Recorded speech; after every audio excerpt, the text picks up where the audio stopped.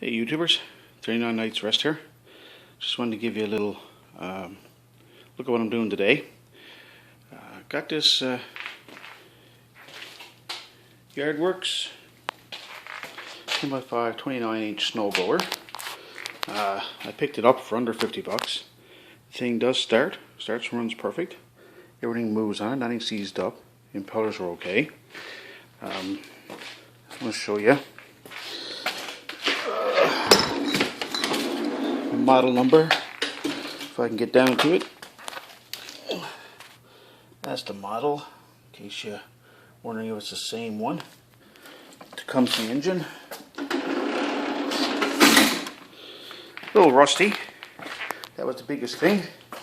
You see, but it's not true. It's all solid. It's just surface rust.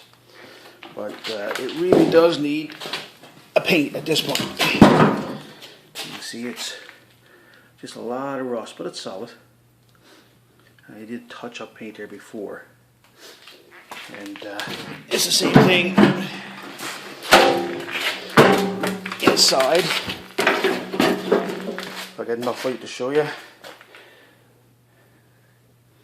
And I picked this up. I'm going to give it to a friend of mine, but before I do, I wanted to clean it up.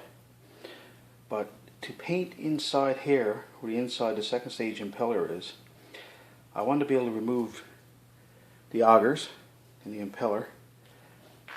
And the problem was, you can see how thin that shaft is. Not a great line of light. I'm using my phone for this. And when I followed it through on the other side, because I'm not super familiar with these things, this is where the bearing is. And there's a bearing plate that sits on top of that, holds it in place. But I thought this here was another little race or a collar of some kind that had to come off, and to be able to get the auger to go back out through that way, to hollow through. And there wasn't much on YouTube or anywhere that could tell me if that was the case. But I'm going to tell you right now, this is a solid piece of the shaft. This bearing slips off this way. It's just on tight. It's just seized on. I'm going to work on it now for a little bit to get it off. And then the impeller and auger housing, or the auger blades, will just pull right on through. I noticed that when I had it up straight.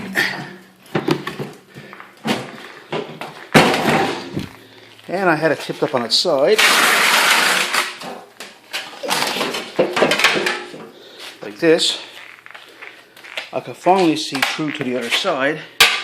And you can see that here and in behind the bearing is the same thickness, or just about. So that gave me the idea that this bearing does come off this way, and then everything pushes out through the auger housing. So that's what I'm going to be working on now.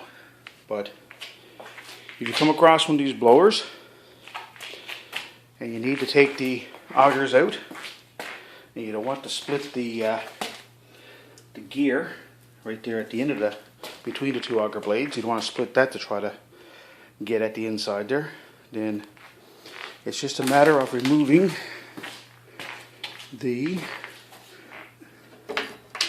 bearing plate that goes over the top of that holds the bearing in place. In here, these are those 3 bolts that holds the bearing in place. And this bearing, you just get a set of bearing pullers, you heat it up and punch it through with a hammer. Just be careful not to, if you're hitting with a solid steel, try to put wood against this, or put the old nut back in there, which I don't recommend a lot, because unless you put it in really tight with a flat washer there, so you don't just warp the end of this shaft here, and then you can't get your other gears on there that holds onto the pulley wheels. Anyway, I hope that helps somebody who could be stuck trying to figure out how to get this out, because I thought for a minute I'd have to take the impeller off, take the auger blades off, and have everything pull back this way towards me. But that's not the case. Just get this bearing off, everything will push out through that way. Alright, hope that helps somebody who could be stuck trying to just, redo one of these things and hasn't had the experience before at it. Talk to you later.